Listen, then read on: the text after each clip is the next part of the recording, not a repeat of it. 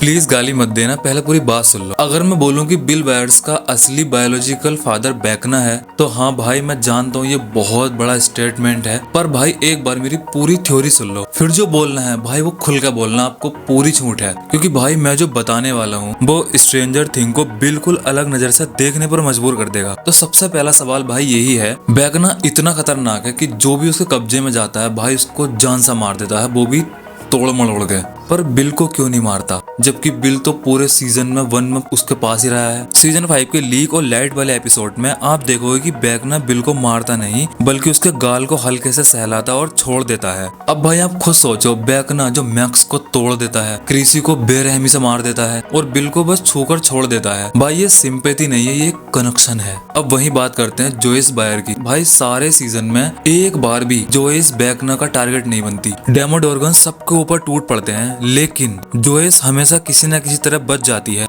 क्यों?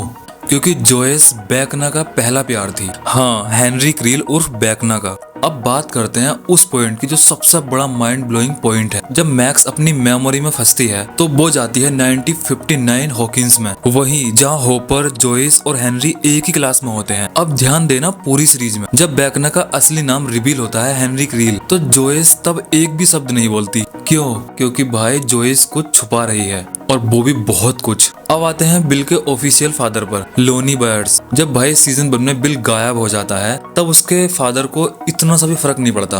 कोई बाप ऐसा कैसा हो सकता है? क्योंकि भाई लोनी जानता था कि बिल उसका बच्चा है ही नहीं और यही वजह है कि वो जोइस को छोड़ देता है और बिल से कोई कनेक्शन नहीं बनाता। वरना भाई अगर उसका वो रियल फादर होता तो अपने बच्चों को बचाने के लिए भाई एक फादर क्या नहीं करता, बट वो कुछ भी नहीं कर रहा था। Why? That is a main point, क्योंकि भाई वो उसका बेटा था ही नहीं। भाई पूरे हॉकिंस में लोग कहते हैं बिल नॉर्मल नहीं है, वो बच्चे जैसा नहीं है, वो अलग है। और जोइस ये सब सुनकर भी भाई हैरान नहीं होती, क्योंकि जोइस जानती थी बेकना यानी कि हेनरी क्रील के कुछ पावर्स बिल के अंदर भी हैं। बस फर्क इतना है कि बिल उन्हें कंट्रोल नहीं करता बल्कि उनसे डरता है, इसलिए बिल अपसाइड डाउन से जुड़ा रहता है, इसलिए बेकना उसके दिमाग में घुस सकता है। तो भाई अगर हम सारे पॉइंट्स को जोड़कर देखें, बेकना बिल को नहीं मारता, जोइस को कभी नुकसान नहीं पहुंचाता, 1959 में जोइस प्लस हेनरी का कनेक्शन दिखाई देता है, लोनी का बिल से कोई इमोशनल रिश्ता नहीं बनता, बिल के पावर्स, बिल और बेकना का अननेचुरल बॉन्ड। तो भाई सवाल तो अपने आप खड़ा होता है, क्या बेकना बिल बायर्स का बायोलॉजिकल फादर है? और भाई अगर ये सच है